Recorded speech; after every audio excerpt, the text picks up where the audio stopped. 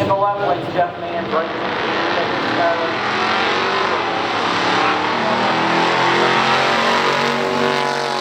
1963 Studebaker Avanti. And these things could be little rockets if you checked all the right boxes, specifically the box for the R2 engine. That meant a 289 cubic inch V8, and no, it's not a Ford. Solid lifters, forged internals, a gear-driven cam, dual-point distributor, and oh yeah, a Paxton SN60 Supercharger putting out upwards of 6 psi of boost. And to handle all that boost, the compression ratio is decreased slightly compared to the standard R1 engine.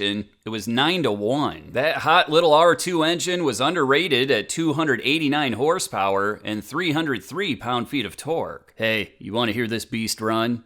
Trust me, you do.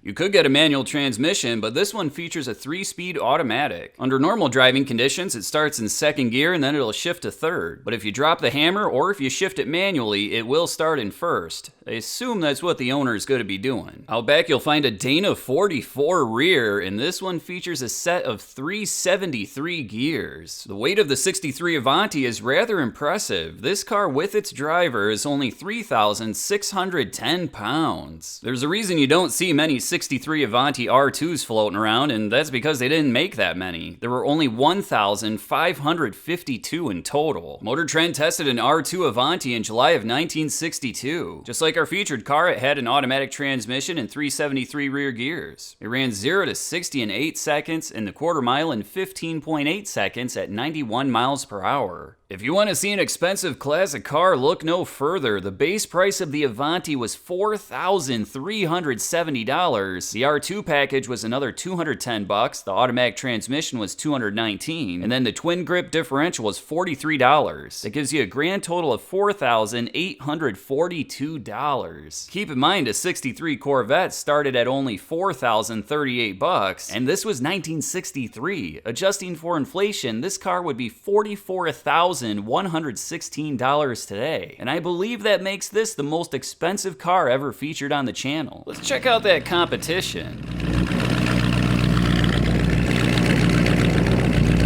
1970 Buick Skylark? Yes, this is a Skylark, not a GS. You might be thinking, well, what's that thing doing on a drag strip? Actually, in 1970, the top engine offered in the Skylark was the high-performance 350. This was the same engine you'd find in a GS350, but in a car that weighed around 100 pounds less. And sure, out of the box, the numbers were fairly modest, 315 horsepower and 410 pound-feet of torque. But with a few simple modifications, these cars are absolute monsters. I had a chance to speak to the owner, and he said that when they rebuilt the engine, they did an overbore according to pure stock specs, and then they milled down the heads just a little bit to increase that compression ratio. Stock would have been 10.25 to 1. This car is about 10.75 to 1. You combine that with a good tune, some race gas, and you blast that timing to the moon, and you've got a little beast on your hands. Inside, you'll find another drag racing strength, a 3-speed automatic transmission. In this application, it's actually not a Turbo 400, it's the more lightweight Turbo 350, and that means more horsepower going to the rear wheels. And speaking of rear wheels, out back is a well-balanced set of 370 rear gears. As I already mentioned, the Skylark is a lighter car than the GS, but that's not saying very much. The GS was pretty darn heavy. This Skylark with driver is 3,724 pounds. That gives over 100 pounds advantage to the Avanti. Road Test Magazine tested a 1970 GS350 and it ran the quarter mile in 17.4 seconds at 88 miles per hour. Keep in mind that car had not been tuned, it had its stock 323 rear gears, and as I mentioned, it was in a GS350 that's slightly heavier than the Skylark. Why don't we see what these cars can run today?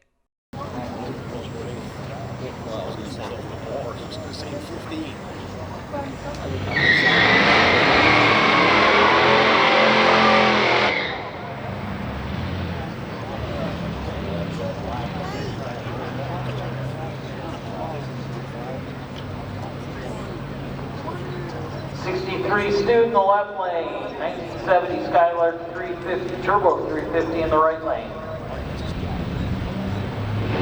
Lights come down, clean lead on both cars.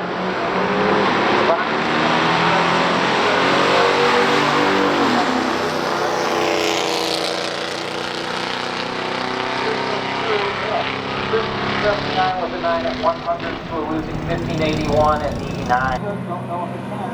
We've got him a good smile.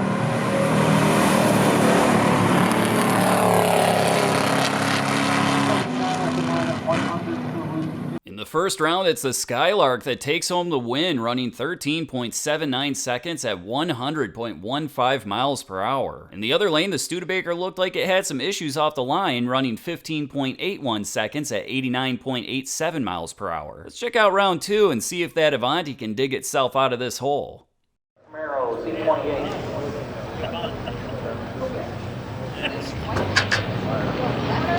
In the left lane, Jeff Man, right.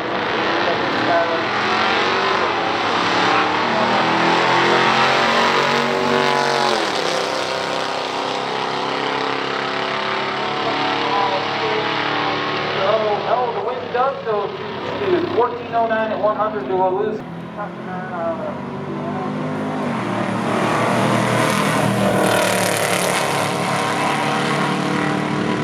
No, the wind does go to 1409. And the second round shows off the beauty of having a supercharger. You can be behind a little bit at mid-track and still take home the win, just like the Avanti, running 14.09 seconds at 100.64 miles per hour. In the other lane, the Skylark slowed down a little, running 14.13 seconds at 98.04 miles per hour. With this best of 3 tied 1-all, let's check out that final round. 11 out of the Camaro.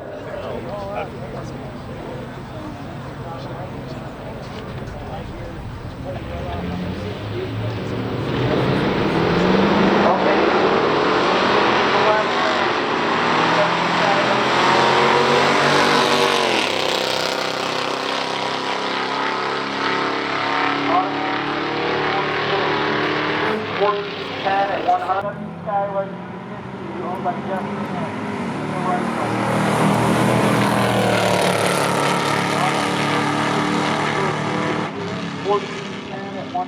To a red light. In the final round, the Skylark was back into the 13s, running 13.81 seconds at 99.66 miles per hour. However, he did get a red light, and even though it was only by 0.006 seconds, a red light's a red light, and that gives the automatic win to the Studebaker, who ran 14.10 seconds at 100.43 miles per hour. And with that, the Avanti is the best of 3 champion. A huge thanks to both of the owners for bringing out these cars. It was absolutely awesome seeing them on the drag strip. I'll catch you guys at the next one.